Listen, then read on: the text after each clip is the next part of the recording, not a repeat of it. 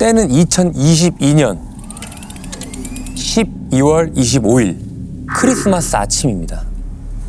막 출근한 김영사님께 형사과장님이 심상치 않은 표정으로 이런 얘기를 합니다. 오늘 새벽에 실종건이 하나 접수됐는데 이거 아무래도 심상치가 않아. 강력팀 전부 출동 준비시켜. 어머. 누가 사라진 거죠? 60대 초반의 남편이었습니다. 아내와 딸이 신고를 한 거고요. 근데 저희가 날이 아닌 일산 서부경찰서 교통사고 조사팀으로 먼저 찾아간 상황이었습니다. 그때가 새벽 3시경이었고요. 남편이 사고가 났다고 알려준 장소가 일산 서부서 관할이었습니다. 근데 사고가 났던 날이 25일 새벽이 아니었습니다. 어? 또 그날도 아니에요, 심지어? 그럼 언제였어요? 크리스마스 새벽에 모녀가 급히 경찰서를 찾은 이유가 있었습니다. 이걸 한번 같이 보시죠. 2022년 12월 22일 목요일 오전 7시 30분. 어? 3일 전이네요? 네. 크리스마스가 되기 3일 전. 그렇죠. 뭐해? 바빠? 사고 처리 중이야. 도로공사 현장에서 추돌 사고 났어. 사고 처리를 이틀 동안이나 해? 어제 눈 많이 와서 못 움직였어. 지금은 어디 있는데? 현장은 덕이동이고 지금은 경찰서야. 가해자야? 피해자야? 아직 조사 중이야. 눈이 아무리 많이 와도 차가 못 다니진 않잖아. 지금 있는 곳 사진 찍어서 한번 보내봐봐. 어? 네, 진짜 보냈죠. 그게 무슨 복도네요? 그리고 경찰서 엘리베이터. 무슨 조사 중이면 경황이 없을 텐데. 그러게. 그러니까 이 앞에 상황을 보면은 사고가 나고 나서 이거 처리하느라고 급한 마음에 그러니까요. 경황이 없어서 연락도 못 한 것 같은데. 문자에 오타도 있고. 근데 사고 처리한 지 이틀 지났다는 얘기잖아요. 그럼 이틀 동안 조사를 하고 있다는 얘기인가요? 이게 어떻게 된 상황이죠? 네, 남편이 교통사고가 났다고 한 건 5일 전인 20일이었습니다. 메시지는 22일이었는데 사고는 훨씬 더 전에 난 거네요? 네. 5일 전. 근데 가족들은 왜 그제서야 신고를 하러 간 겁니까? 계속 아내와 문자 메시지로 대화를 했었던 상황이었습니다. 20일에 공사 현장 인근 도로에서 연쇄 출도 사고가 나서 이틀간 경찰 조사를 받았고 저 대화를 나눈 다음 날 교통사고 피해 운전자가 사망을 하는 바람에 장례식장에 간 상황이라고 했는데요. 아내가 딸이랑 같이 장례식장으로 가겠다고 했더니 조사를 더 받아야 한다며 오지 말라고 하더랍니다. 24일까지 계속 기다리다 결국 아내가 딸과 함께 교통사고를 확인하러 경찰서로 갔던 거였습니다. 교통사고가 실제 일어나긴 했었나요? 없었습니다. 그래서 서부서 실종팀으로 사건이 바로 넘어간 거고요. 남편의 마지막 위치를 확인해 보니까 25일 새벽 4시경에 저희 관할인 일산 동부서에 있는 한 쇼핑몰로 위치가 잡혀갖고 사건을 저희가 다시 받게 된 겁니다. 이 상황이 굉장히 이상하게 흘러가는데? 근데 아내분이랑 같이 온 따님이 아버지가 보낸 문자 메시지가 좀 이상하다고 하는 겁니다. 평소에 맞춤법이나 띄어쓰기를 틀린 적이 없었는데 교통사고가 났다는 20일 이후부터 달라졌다고 했습니다. 오. 그 제가 아까 읽었을 때 띄어쓰기가 전혀 안 돼 있었거든요. 또 사고 처리 중이야. 눈 많이. 눈 많이. 지금은 수사 중이야. 그쵸. 오타 투성이잖아요. 저거 애들이 약간 좀 보내는 문자도 아니고 저는 오타라고 봐야 되거든요. 근데 이게 어떻게 된 일일까요? 몇 날 며칠 가족들과 문자 메시지만 주고받았던 남편의 전화가 새벽 7시경 덜컥 연결이 됩니다. 어머. 아침에.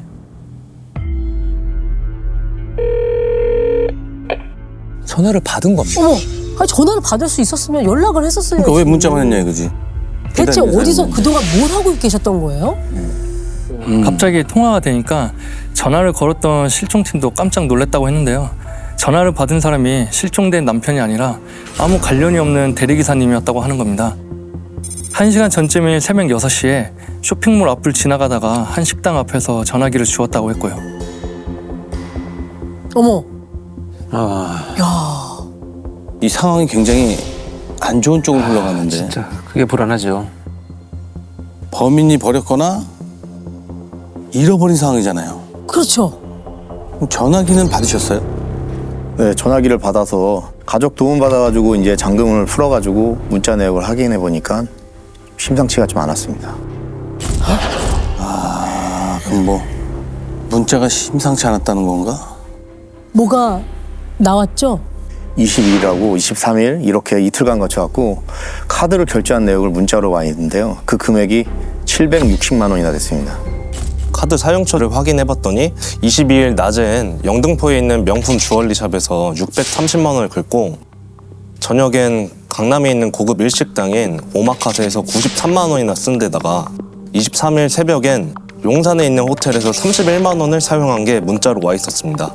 근데 실종자가 60대 초반이라고 했잖아요. 그렇죠. 이건 누가 봐도 실종자가 쓴 것 같지 않은데요, 카드가. 그렇죠. 처음에 저희도 그렇게 추정을 했습니다. 왜냐면은 사고 다음 날인 21일 새벽 2시경에 휴대폰으로 대출을 4,640만 원이나 받은 내역이 있었거든요. 자, 이 정도 되면 일단 최소한 납치, 감금 예상되고요. 아, 거기다가 금품까지 지금 강취당하고 불법 대출까지 막 일어난 걸로 보이는데 5일째 심지어 아내가 주고받은 이 문자의 주인공이 남편이 아닐 가능성이 높아졌잖아요. 그렇죠. 이렇게 되면 결국은 신병이 확인되지 않기 때문에 목숨까지 위태로운 상황이지 않을까 하는 이제 걱정이 되죠. 맞습니다. 이 상황은요 점점 더 최악으로 치닫습니다. 실종자의 휴대전화를 한참 살펴보던 우리 김 형사님이 네. 결정적인 걸 찾아냅니다. 사진첩을 보다가 혹시나 그 삭제된 사진이 있는지 휴지통을 열어봤습니다. 열어봤더니 20일에서 21일 넘어갈 무렵에 사진 2장이 지워져 있는 걸 발견했습니다. 어머. 근데 그 사진은 차량 범퍼 일부가 찌그러져 있는 사진이었습니다. 아, 교통사고가 나긴 났었나 보네요. 그런 거 같은데요? 그 사진을 왜 지워요? 사실은 이게 뭐 보험사에 제출을 해야 될 수도 있는 거고. 그렇죠. 그거를 그렇게 빨리 지우진 않죠. 야, 그러면 이게 무슨 일이 생겨서 범인이 지었나 본데? 그랬을 가능성이 높았는데 근데 마침 실종자 휴대전화 설정에 사진을 찍어놓은 장소와 위치를 저장되게끔 설정해놓은 상태였습니다. 그 사진을 복원하고 이제 윤여선 형사한테 관제센터 가갖고 정말 교통사고가 난 게 맞는지 확인해보라고 시켰습니다. 진짜 사고가 난 게 맞았나요? 그 아내가 받은 메시지 중에 교통사고가 났다는 사실 말고는 전부 다 거짓으로 드러납니다. 사고가 난 장소도 상황도 모두 달랐습니다. 어머. 아니 저 공사 현장이 아니잖아요. 왜요? 아이고. 저 택시잖아요. 뒤에 오는 게. 아이고. 그러니까 저게 직진 신호가 있을 때 우회전 차량은 일단은 멈춰야 되거든요. 그렇죠. 네, 그렇죠. 근데 보통 저렇게 차가 많이 다니면은 서서 좀 더 기다려야 되는데 그렇죠. 너무 빠르게 우회전을 그냥 해버렸네. 예, 보신 것처럼 직진 신호를 받고 정상 운행하던 택시 앞으로 SUV 차량이 우회전을 하면서 사고가 난 상황이었는데요. 피해 차량인 택시가 실종자의 차량이었고 가해 차량의 차주는 파주에 사는 60대 여성으로 확인됐습니다. 아, 그러니까 실종하신 분이 택시 기사님이셨군요.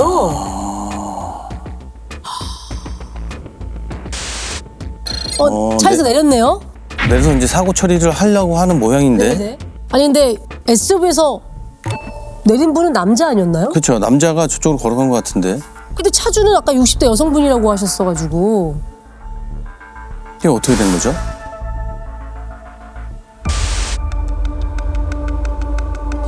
무슨 얘기를 하는데?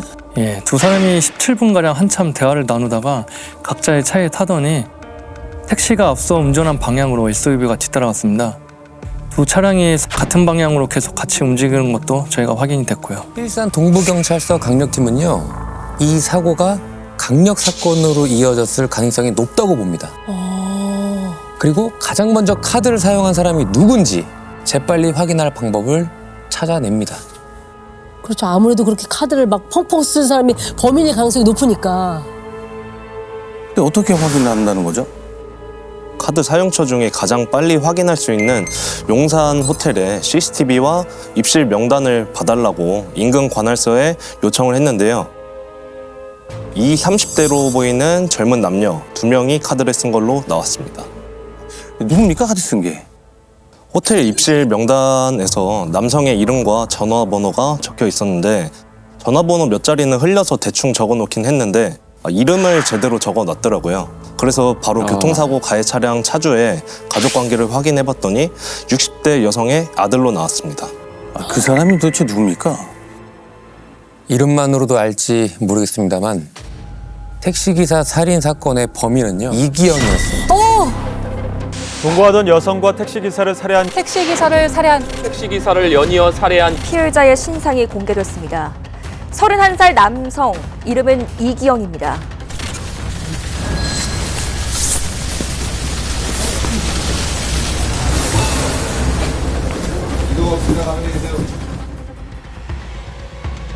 예, 근데 그때까지만 해도 저희는 이기영이 뭔 일을 벌인지는 전혀 몰랐습니다. 다만 용의선상에 올리고 관련된 정보를 싹 다 모아보니 그날 왜 교통사고가 난 건지 정도만 예상할 수 있었습니다. 음주운전 전과만 4범이었습니다. 그때로부터 9년 전이죠. 2013년에 음주운전을 했다가 면허가 취소된 상황에서 3개월 만에 무면허로 또 음주운전을 했는데요. 단속에 걸리자 경찰관 손을 물어뜯은 겁니다. 당시 군대 부사관이었는데 군사재판으로 징역 1년 6개월을 받아 불명예 전역을 한 게 확인됐습니다. 네. 상습범이네. 음주 상습범이네. 직업 군인인데 아유. 음주운전을 2번이나 해. 그리고 4건이라 그랬으니까 말씀하신 거 외에 2번이나 더 그리고 음주운전을 했다는 두 번 얘기잖아요. 더한 더한 거죠. 거잖아요. 그러니까 보니까 택시랑 사고 났을 때도 술 마시고 운전해서 그냥 막 막무가내로 영상에서도 봤지만 잠깐 섰다가 가는 흔적이 없어요. 그냥 막 뛰어들더라고. 예, 그렇게 예상이 됐죠. 그리고 최근 사건 접수 기록을 보니까 2주 전에 이기영 앞으로 폭력 사건도 한 건이 들어와 있었습니다. 신고를 한 피해자는 여자친구였고요. 그래서 진성이 형이 급히 움직였습니다. 그때 당시 이기영이 여자친구를 집에서 때린 폭행 사건이 하나 접수된 게 확인됐습니다. 그래서 일단은 신고가 접수된 장소로 달려가고 있었는데요. 갑자기 전화가 왔습니다. 실종자 택시를 찾았다는 연락을 받았는데 제가 가고 있던 주소지에서 600m 정도 떨어진 공터인 것입니다. 일단 택시부터 이제 확인하는 게 우선이라 생각해갖고 택시를 확인했는데 문이 잠겨있지 않은 상태로 누군가 차를 막 뒤졌는지 조수석에 마구잡이로 널려 있었고 블랙박스 메모리 카드도 보이질 않았습니다. 블랙박스 메모리도 빼가고 자기 딴에는 이제 증거를 인멸했으니까 이것저것 한 거죠. 뭐 버리고 가도 네. 되겠다 이런 생각을 했을 것 같아요. 그래서 어떻게 하셨어요? 김 형사님은요 택시를 확인하고 곧바로 이기영 집으로 다시 달려갑니다. 그때가 이제 신고가 들어온 당일이죠. 25일 아침 11시경이었는데요. 네. 이 무렵에 김 형사님의 전화가 또 한 번 울립니다.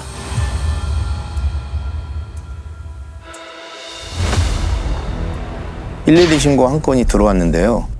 남자친구 집 옷장에서 시신이 발견됐다는 내용이었습니다. 신고자는 바로 이기영의 데이트 폭력으로 신고했었던 여자친구였고요. 어머. 그럼 옷장에서 발견된 시신이 택시기사님이었던 거네? 너무 끔찍해요. 근데 그 여자친구를 어쩌다 발견하게 된 거예요? 고양이 밥을 챙겨주려고 사료가 있던 방으로 갔다가 옷장 문고리에 빈 쇼핑백이 걸려있는 걸 봤다고 했습니다. 자세히 보니까 빈 쇼핑백 끈으로 문고리가 이렇게 꽁꽁 묶여 있었다고 했고요. 쇼핑백 끈을 풀고 옷장 문을 열었다가 시신을 발견한 상황이었습니다. 집에서 시신이 나올 줄 어떻게 알았겠어요? 너무 끔찍해요. 근데 현장에서 피해자를 보는 순간 정말 화가 머리 끝까지 솟구쳤습니다. 시신이 떡하니 보였거든요. 가린 것도 아니면서도 그 피해자 머리 위에 옷이랑 빈 박스를 쌓아둔 상태였습니다. 그걸 치우니까 피해자의 점퍼로 머리 위까지 올려서 얼굴을 가려놓고 상체를 묶어놨고 저 허벅지와 종아리를 벨트로 묶어 단단하게 고정시켜놨습니다. 점퍼를 내려서 얼굴을 확인했더니 택시기사님이 맞았습니다. 아유. 부검 결과로 사인을 확인했는데요. 두개골 골절과 경부 압박 실식이 모두 확인됐습니다. 이마 정중앙이 함몰돼 있었는데 공격 당시 저항하는 과정에서 손으로 이마를 짚으셨는지 피해자 손바닥에 피가 많이 묻어 있었습니다. 어머. 근데 조금 이상하지 않나요? 왜냐면은 사건이 이미 5일이 지났잖아요. 그러면 사실 시신을 그때부터 방치를 했다고 하면 이 부패되면서 집안에서 냄새가 상당히 났을 것 같거든요. 그렇죠. 근데 여자친구가 모를 수가 없었을 것 같은데. 아니, 여자친구도 어디 바깥에 있다가 아니 뭐 그날 아침에 우연히 집에 갔던 거예요? 그렇죠, 그렇죠. 아닙니다. 23일 새벽에 용산 호텔에서 같이 있다가 24일 날 아침에 이기영 집으로 와서 둘이 같이 있었다고 했습니다. 그 집에서 하룻밤 여자친구 혼자 잤던 상황이었고요. 저희도 처음에 이 여자친구를 의심하긴 했었습니다. 그 방이 3개짜리 아파트였는데요. 한겨울인데다 그 방만 보일러를 꺼놨어가지고 부패가 많이 진행된 건 아니긴 했는데요. 둘이서 쓰던 안방을 제외하고는 집안 전체가 정말 엉망이었습니다. 자세히 보니까 현관 입구에 이기영 걸로 보이는 신발이 여러 켤레 있었는데요. 그 위에 군데군데 혈흔이 뚝뚝 떨어져 있는 겁니다. 처음엔 너무 지저분해서 유심히 보지 않으면 몰랐을 수도 있겠다 싶었는데요. 근데 이것까지 몰랐을까 싶었던 게 나머지 작은 방에서 발견됐던 겁니다. 100리터짜리 쓰레기 봉투에 피로 흠뻑 젖은 발매트가 나왔었거든요. 진짜 몰랐대요? 집에 왔을 때 현관 앞에 있던 피 묻은 발매트를 여자친구도 봤다고 했습니다. 피를 보고 놀라서 뭐냐고 물었더니 이기영이 갑자기 췌장암 말기라고 했다고 하고요.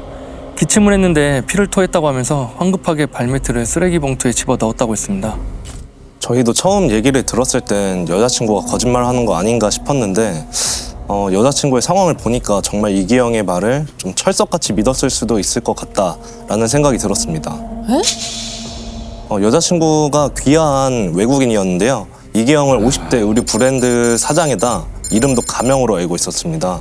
게다가 저희가 남자친구는 어디로 간 거냐고 물어보니까 24일 날 밤에 갑자기 비밀 작전이 있다며 이제 나갔다는 어처구니 없는 소리까지 하는 겁니다. 50대 사장으로 알고 있었던 것도 황당한데 비밀 작전이라고요? 비밀 작전이 뭐예요? 아, CIA? 네, 맞습니다. 여자친구는 이기영을 CIA 요원을 알고 있었고요. 24일 날에도 이기영 동료가 마카오에서 작전 수행을 하다가 잡혀서 당장 가봐야 한다면서 급하게 차를 몰고 나갔다고 했습니다. 외국 여자친구한테 CIA 요원이라고 사기친 거잖아요. 사기를 친 거죠. 그러니까 뭐 시신이 발각될까봐 그 길로 도주한 거 아닙니까?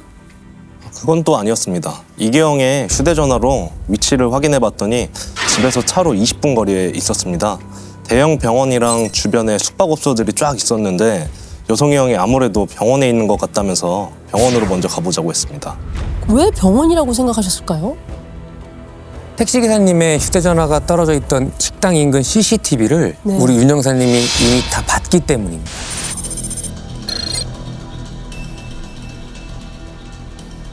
여기 고깃집이잖아요. 신용카드를 꺼내서 일행한테 건너네요? 뻔뻔하게 막 웃으면서 얘기하고 있어. 사람들하고 이제 술 마시는 거 아니에요? 술 많이 마신 것 같은데? 세상에.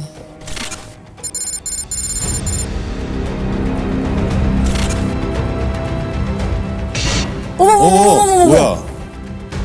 어머, 뭐야? 일행과 지금 싸우는 거예요? 네. 갑자기. 아이고. 어우, 막 바닥에 굴르고 난리가 났네.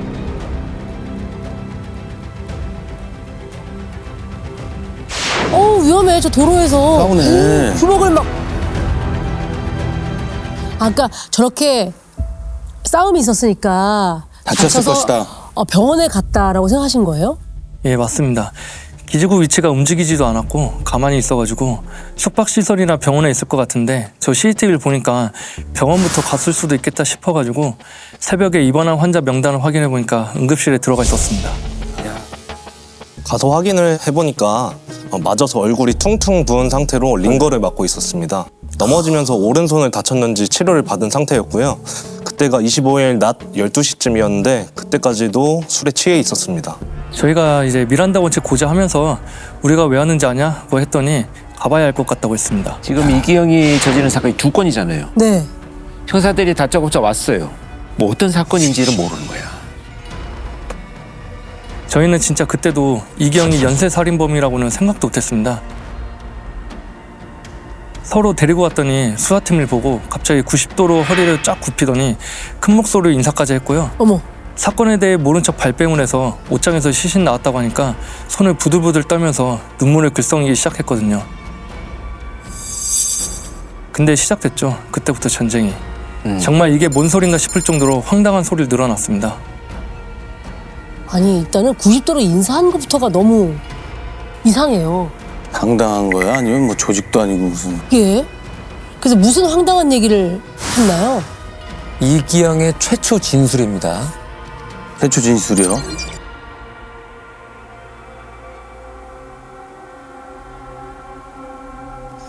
자, 형사님. 그 택시기사는 제가 죽인 게 아닙니다. 네, 그럼 뭐 어디까지 얘기가 믿어주실지 모르겠는데 그날 저도 진짜 깜짝 놀라갖고 기절할 뻔했다니까요. 그러니까 그날 택시기사님이랑 교통사고가 난 건 맞아요. 그 합의금을 달라고 하시길래 그 기사님이랑 저희 집에 같이 갔던 거고요. 근데 누가 그럴 줄 알았겠냐고요. 저희 집에 조선족이 5명이나 있었다니까요.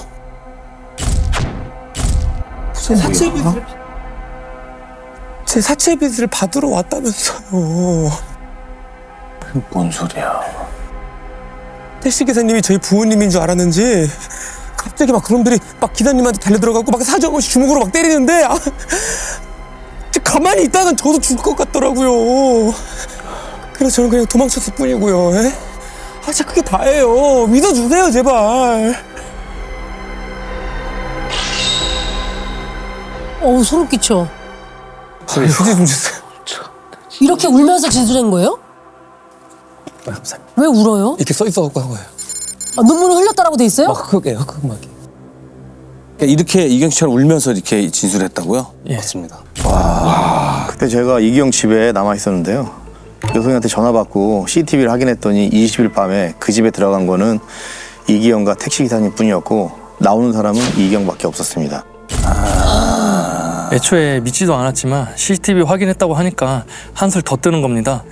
이기영 집이 5층이었는데 조선족들이 아파트 외벽을 타고 올라가서 CCTV에 안 잡힌 걸 수도 있다고 했습니다. 아이 그냥 뭐 막 던지는 네요. 그럼 나갈 때도 벽 타고 나갈 때도 나갔다는데? 벽 타고 나간 거죠. 5명이. 아니면 뭐 위에 헬기가 떴겠죠.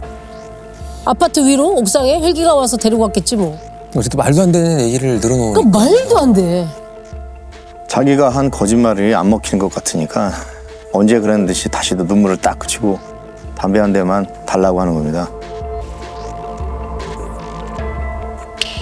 얘기하면은 주겠다고 했더니 살인을 인정했는데 이번엔 우연한 사고였다고 주장했습니다. 택시기사님이 교통사고 합의금으로 1,400만 원을 달라고 해서 자기가 가진 돈이 230만 원 뿐이라고 했더니 뭐 애미애비 없이 혼자 사는 놈이라고 욕을 해서 홧김에 손에 잡히는 대로 뭔가를 던졌는데 그게 마침 아령이었다고 했습니다.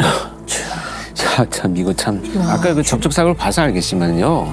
그 밤에 저런 접촉사고 났다고 어느 누가 1,400만 원을 먹을 합의라는 말도 안 되는 소리지 애초에. 아유, 차를 새로 사달라는 거지. 저건 저렇게 무리한 요구를 했을 일도 없고. 없어요. 말도 안 되는 게 그때 이기영 통장에 확인해 보니까 17만 원밖에 없었거든요. 그래서 무슨 돈으로 합의하려고 했냐고 했더니 자기 할머니 건물 창고에 몰래 숨겨둔 4억이 있다는 헛소리를 했었습니다. 창고에 돈이 있는데 집으로 데려간 자체가 말이 안 됐지만 이것 때문에 저희가 창고까지 정말 확인해야 했었고요. 역시나 말짱 거짓말이었습니다. 저희가 그때 신고자였던 이기영의 여자친구도 참고인 신분으로 조사를 했었는데요. 얘기를 들어보니까 예상과 한 채의 오차도 없이 20일 날 이기영이 또 음주운전을 한 상황이었습니다. 2주 전에 신고했던 데이트 폭력 때문에 여자친구가 부모님 집으로 가버리자 그날 여자친구 부모님까지 모시고 다시는 그러지 않겠다며 사죄를 한 자리에서 혼자 고량주 2병을 마셨다고 했습니다. 여자친구는 음주운전을 말리다가 화가 나서 부모님이랑 집으로 가버렸다고 했고요. 예, 네 번째 음주운전으로 2021년 6월에 출소를 한 상황이었는데요. 출소 후 3년까지 누범 기간이어서 또 적발되면 가중처벌을 받게 돼 있었습니다. 신고도 못하게 하고 거액의 합의금으로 합의를 하겠다면서 택시기사님을 유인했던 거네. 그렇죠. 유인한 거죠. 네. 이기영이 택시기사님하고 집으로 들어간 시간을 확인해 보니까 20일 밤 11시쯤이었는데요. 사망 직후 휴대전화 잠금 장치를 모두 풀어서 마치 자기 전화인 양 대출을 받고 택시 기사님이 저 아내분한테 계속 문자도 보낼 수 있었던 겁니다. 대출까지는 3시간도 채 걸리지 않았습니다. 자기 폰인 양 그냥 썼구만. 야, 3시간 만에 그 대출도 그렇게 받고. 일단 음주운전을 감추기 위해서는 교통사고 피해자인 지금 택시기사님을 어떻게든 영영 입을 닫아야 된다는 생각밖에 없었을 것 같아요. 이후에 이제 대출까지 이렇게 순식간에 막 이어졌던 것은 기존의 범죄가 계속 이어져 왔기 때문에 가능하지 않았나 하는 생각이 듭니다. 아, 맞습니다. 이 자칫하면 암수 범죄가 될 뻔한 그 전 여자친구의 살인도 대출로 마무리했을 것으로 수사팀은 예상을 합니다. 그렇죠. 그러니까 전 여친도 살해 후에 그렇죠, 대출을 그 여자친구 명의로. 근데 이건 어떻게 드러난 거예요? 신고자인 여자친구가 이기영을 50대 사업가로 알고 있는 게 좀 이상해갖고 뭘 보고 대체 그렇게 생각했냐고 물었더니 뭐 큰 돈을 척척 쓰는 데다가 사업용으로 휴대폰이 한 대가 더 있는데 이기영이 그 한 대를 절대 보여주지 않는다는 겁니다. 그래서 그 말에 좀 수상한 생각이 들어서 그 전화기를 압수해가지고 확인해 보니까 웬 중년 여성의 명의로 돼 있었습니다. 그 이기영이 거주했던 집 주인과 휴대폰 명의자가 같은 이름이었습니다. 아니 그러면은 그 전 여친을 살해하고 대출도 받고 그 집에 사유까지 한 자기가 거예요? 죽인 그 전 여친의 집에 살았던 거예요? 오. 야, 기가 막히다 이거. 참. 집안을 저희가 다시 한번 자세히 둘러보니까 이 신고자인 여자친구가 썼다고 하기엔 좀 꽤 나이 같은 중년의 여성들이 쓸 법한 물품들이 눈에 들어오는 겁니다. 그래서 그 여자친구한테 당신이 쓰던 거냐라고 이제 물어봤는데 남자친구 집에 처음 갔을 때부터 집에 있었던 물건이라고 했었습니다. 본인도 이상해서 이기영한테 누구 거냐고 물어보니까 본인의 딸 거라고 했다고 합니다. 딸이요? 아, 이기영한테 딸이 있었어요? 확인해보니까 딸은 전혀 없었고요. 이기영이 2018년에 결혼을 한번 하긴 했었는데 2년 만에 이혼을 했었습니다. 그 사이에 자녀는 없었고요. 이기영이 집주인인 전 여자친구랑 살면서 당시 지인들에게 남자친구라고 소개하고 다녔는데 둘이 20살이나 나이 차이가 나니까 스스로를 50대라고 하고 다녔던 거였습니다. 주변에서 이미 50대라고 알고 있으니까 새 여자친구에게도 그냥 50대라고 거짓말을 한 거였고요. 아 근데 어쩌다가 그 50대인 여성과 30대인 이기영이 만나게 된 걸까요? 이기영 말로는 2017년 겨울쯤에 술집에서 손님과 종업원으로 처음 만나서 애인 사이로 발전했다고 했습니다. 같이 살기 시작한 건 2021년 12월이었고요. 근데 아까 2018년도에 결혼했다고 하지 않았어요? 2년 살았어. 2년 살았고? 참. 그러니까 지금 이게 시기적으로 연인으로 지내고 있었는데 갑자기 결혼을 다른 사람이랑 한 거예요. 그렇죠. 그러다가 이혼하고 나니까 지낼 곳이 필요했겠죠? 그러니까 다시 이 집으로 기어들어온 모양인데? 대체 언제 그런 거래요? 수사 초반에는 정확히 알 수가 없었습니다. 당시 추정으로는 4개월 전인 8월 초로 예상됐습니다. 4개월 전? 전 여자친구 앞으로 대출을 받은 게 있었는데 그게 8월 4일이었고요. 바로 전날 수도를 한꺼번에 대량으로 사용된 게 확인이 됐는데 전달에 비해 한 5배 정도 이상 썼던 상황이었습니다.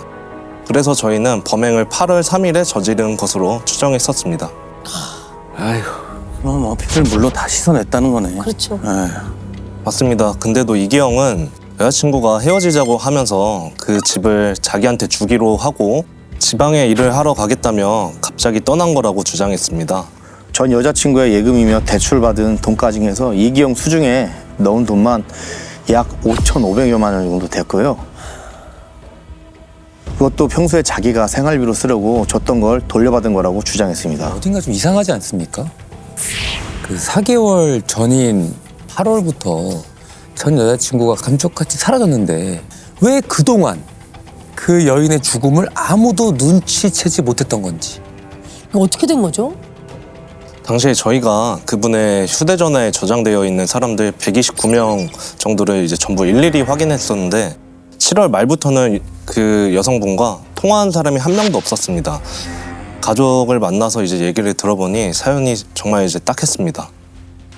저희가 오빠란 분을 만났는데요. 알고 보니 친형제가 아니었습니다. 갓난아기 때 집 앞에 버려져 있던 업둥이였다고 했고요. 아이고. 어머니가 돌아가신 이후에 형제들과 거의 연락을 하지 않았는데 그나마 연락이 닿았던 오빠와도 그해 2월에 만나서 밥 한 끼 먹은 게 마지막이었습니다. 아이고. 그때 동생이 젊은 남자 같이 산다는 얘기를 얼핏 들었다고 했고요. 이거 진짜 아무도 몰랐겠는데. 근데 그게 저희한테 아주 큰 숙제가 됐습니다. 이경 집에서 살해된 택시기사님과 이경의 당시 여자친구 외에 4명의 DNA가 나왔는데요. 딱 한 명의 DNA가 대체 누구 건지 확인이 안 되는 겁니다. 4명께 더 나왔어요? 3명은 이기영이 지인으로 생존이 확인됐는데요. 유일하게 정체를 알 수 없는 불쌍히 DNA 하나가 사망한 걸로 추정되는 여자친구 DNA 같았습니다. 근데 맞춰볼 수 있는 가족이 없어서 살해된 것조차 입증할 방법이 없는 상황이었습니다. 가족도 없어. 그게 딱하네요, 진짜. 자, 지금부터 이기영이 살해했을 것으로 추정되는 집 주인이자 이기영의 전 여자친구를 강 씨라고 부르도록 하겠습니다. 형사님들은 그 이기영의 범행 동기부터 찾아냅니다. 그것만이 이 암수 범죄를 밝혀낼 유일한 길이라고 생각을 하신 거죠. 근데 집에서요, 이런 게 발견이 됩니다. 뭐요? 제가 읽어볼까요? 네, 부탁드릴게요. 읽어볼까요? 뭐야?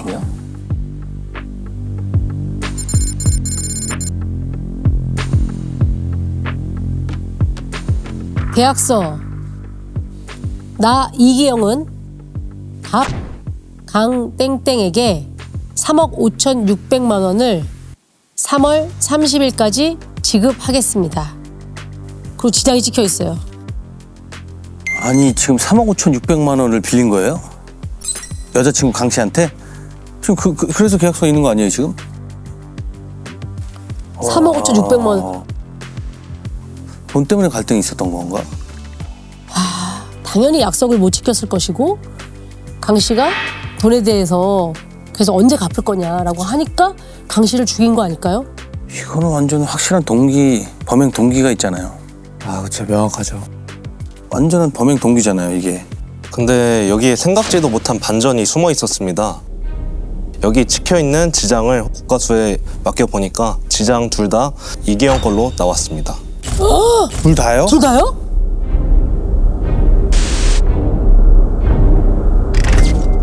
같은 사람 지문인 거죠. 어머! 저희가 이기영 가족들도 조사를 했는데 이 계약서를 본 사람이 있었습니다. 이기영 아버지였는데 이기영이 이 계약서를 들고 가서 자신이 여자친구인 강 씨한테 3억 3천만 원 빌려줬는데 같이 살던 집을 팔아서 강 씨가 갚기로 했다고 합니다. 당시 집이 6억에서 7억 정도 됐는데 그 집 명의를 자기가 받았고 곧 팔린다. 매매 대금이 모두 자기한테 들어오게 돼 있다. 빚을 제한 차액을 내가 가지고 집 팔고 남은 돈을 주기로 한 계약서다. 이렇게 얘기했다고 합니다. 어지럽죠, 어지러워. 이건 또 무슨 신박한 소리냐. 이제 두 가지 얘기를 하고 싶었던 것 같습니다. 첫 번째는 여자친구의 집 명의가 내 거다. 거에게 들어온다. 그러니 뭐 안심해라. 뭐 이런 얘기를 하는 것 같은데 이게 전형적인 어떤 수법이에요. 지금 이야기를 들어보면 그럴듯한 것 같은데 뭔가 뜯어보면 허점이 많고 근데 외형상 듣기에는 아주 그럴듯한. 그런 얘기를 아버지한테 왜 한 거죠? 이경이 아파트 등기 이전할 때 돈이 필요하다면서 아버지한테 1,000만 원을 빌려달라고 했던 것 같습니다. 맞습니다. 이것 역시 뭐 다 거짓으로 드러났습니다. 언론에 부동산으로 성공한 부잣집 손자로 알려졌지만 그것도 사실이 아니었고요. 시골 마을에 작은 건물 한 채 정도? 그 정도만 이제 소유한 정도였습니다. 지인들한테 필요할 때 쓰라면 몇백씩 건네어 주기도 하고 25일 날 식당에서 같이 고기 구워 먹던 사람들도 그냥 지나가던 모르는 사람들한테 고기를 사줬던 거였습니다. 어머. 남들한테 있어 보이는 척 그렇게 과시를 하고 다녔던 거죠. 이 정도면은 여자친구를 살해한 것도 우발적이라고 주장했을 거예요. 뻔하죠. 강 씨가 생활비로 마구 써대서 돈 때문에 다퉜는데 자기를 따라다니면서 모욕했다고 주장했습니다. 이기영이 아끼던 자전거를 집에서 수리하고 있는데 그 비싼 건 무슨 돈으로 샀냐고 핀잔을 주길래 화가 나서 손에 쥐고 있던 렌치를 던졌는데 우연히 맞아 쓰러진 거라고 말했습니다. 그러니까 그 거짓말을 어떻게 뒤집으신 거예요? 우선 집에서 강 씨로 추정되는 불상의 그 동일 혈흔 자국이 모두 찾아냈는데 분기로 여러 차례 내려치면서 생긴 비산 혈흔이 안방에서 나왔습니다. 그 횟수가 10차례 이상 된 걸로 확인됐고요. 전에 한번 얘기했던 그 혈흔 형태 분석에서 네네. 범행 도구에 묻어있는 피가 휘두를 때 나타나는 것을 가지고 분석하는 휘두름 혈흔이라 그래서 네. 과학적으로 증명하고 있는 거죠. 사건 발생 이후 거의 한 4개월 이상 지난 상황이었지만 시신의 일부라도 찾으면 살인을 입증할 수 있을 것 같아서 시신 찾는 데 주력을 했는데 그때 이기영이 저희 수사팀한테 마지막 선물이라며 안매장 장소를 얘기하는 겁니다. 시신을 유기했을 것으로 추정되는 날짜가 8월 4일이었는데 이기영의 이동 동선과도 맞아떨어지는 곳이었고요. 선물을 마지막 준다고요? 선물? 꼭 말을 해도 이렇게 야 믿지도 않지만 일단 거기가 어디였습니까? 파주 소재 공릉천 하부에 있는 낚시터 인근이었는데요.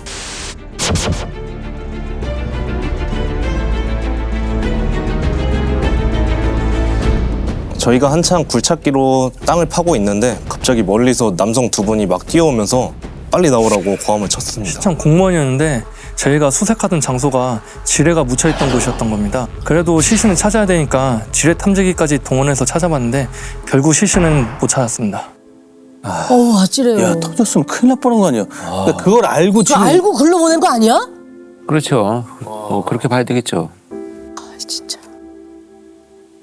그럼 시신은 못 찾았지만 결국 송치를 하신 거잖아요. 어떻게 입증하신 거예요? 임여성 형사가 결국 해냈습니다. 강씨 건강보험공단 내역을 쫙 뽑아가지고 일일이 병원을 찾아다녔는데요.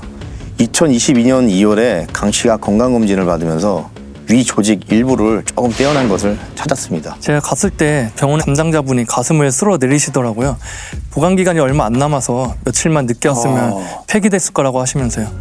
그 얘기에 제가 더 아찔했는데 더 조마조마했던 건 그 위조직을 들고 국과수 달려가니까 크기가 먼지보다 너무 작아서 DNA가 안 나올 수도 있다고 하는 겁니다. 이틀 뒤에 국가수 전화를 받고 저희 모두 속으로 만세를 불렀습니다. 이 조직에서 확보한 DNA와 이기영 집에서 발견된 벽면에 혈흔 DNA가 일치한다고 했습니다. 이 사건의 내막을 모두 알고 나면 이기영이 네. 전 국민 앞에 나서서 했던 그 마지막 그 한 말이 있거든요. 네네. 그게 좀 다르게 들리실 겁니다.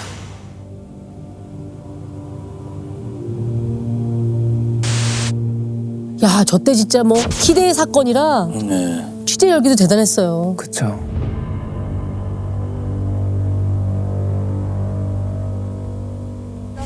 유족분들과 피해자분들께 죄송합니다.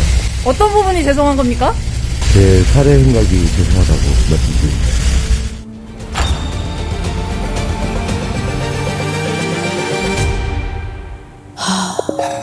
재판 결과를 알고 있습니다만, 네. 다시 한번 들어보죠. 얼마였죠?